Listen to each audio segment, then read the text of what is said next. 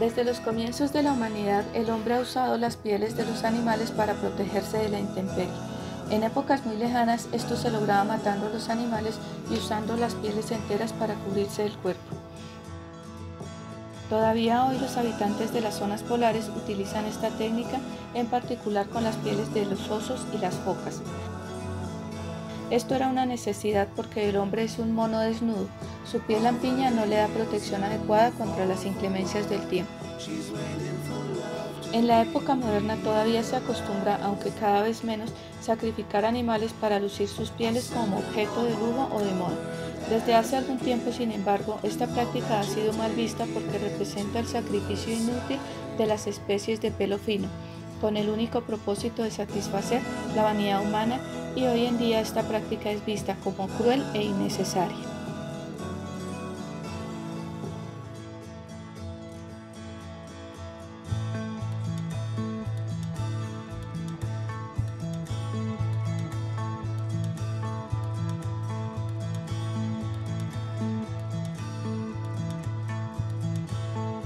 En algún momento de su historia, sin embargo, el hombre descubrió la manera de utilizar el pelo de los animales sin sacrificarlos, particularmente de animales muy peludos como la oveja o la llama, que de manera natural reponen su pelambre en muy poco tiempo y sin que la pérdida de su pelo constituya un gran sacrificio para el animal.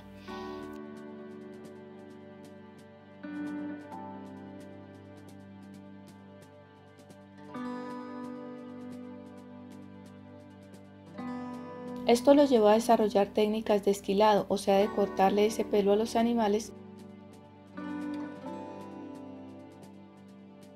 y desde luego a convertir ese pelo, que siempre es muy corto, en fibras indefinidamente largas que fueran la materia prima para vestidos, mantas, toldos y todo tipo de aplicaciones.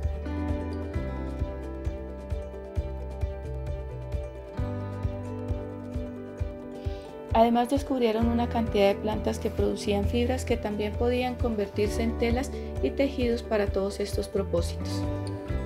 El algodón fue hasta hace poco la fibra más utilizada en todo el mundo para producir textiles industriales, y de hecho fue la industria que sustentó la revolución industrial en el siglo XIX.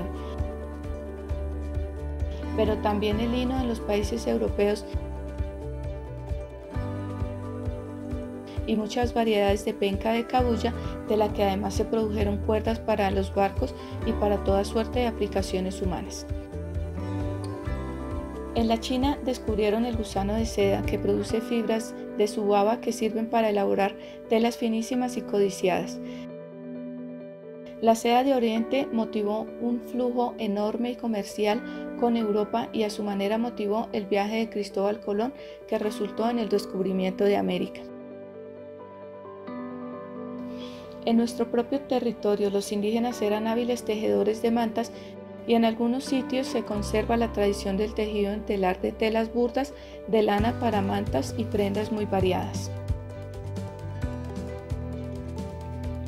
Hoy en día, las fibras sintéticas, producidas principalmente como derivados del petróleo, compiten muy fuertemente con las fibras naturales, son más baratas, más resistentes y variadas, y reemplazan el sacrificio humano en el cultivo y el sacrificio o molestia de los animales productores de fibras. Sin embargo, todavía hay una enorme franja económica que depende de las fibras naturales como el algodón y la lana. El proceso de la lana comienza en la esquilada de las ovejas. Con la esquilada se pretende utilizar la lana de la oveja de manera renovable sin lastimar el animal ni incomodarlo excesivamente.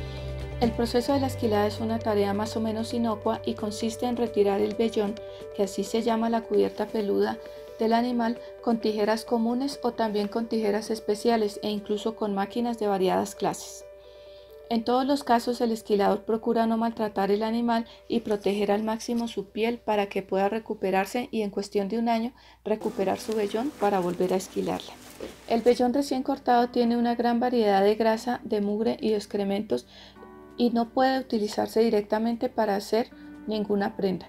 Hay que hacer un largo tratamiento de reposo, limpieza y manipulación para convertirlo en una fibra larga y uniforme que se preste para convertirla en tejido, ya sea en telar, ya sea con agujas.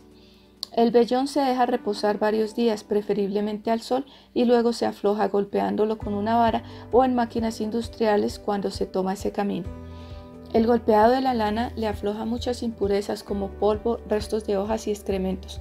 Descompone el vellón en un copo de lana suelta que luego se alista para el proceso de hilado, o sea, convertirlo en una fibra continua torciendo el copo mediante un uso manual o mediante usos mecánicos en la industria. En ambos casos, el propósito es torcer las fibras cortas para que se integren en un hilo continuo y suficientemente fuerte para permitir luego el tejido de cualquier modalidad, ya sea en telar, ya sea con agujas de tejido, pero antes de eso debe lavarse para quitarle la grasa. Esa grasa de la lana se llama lanolina y es muy valiosa para la industria de los cosméticos.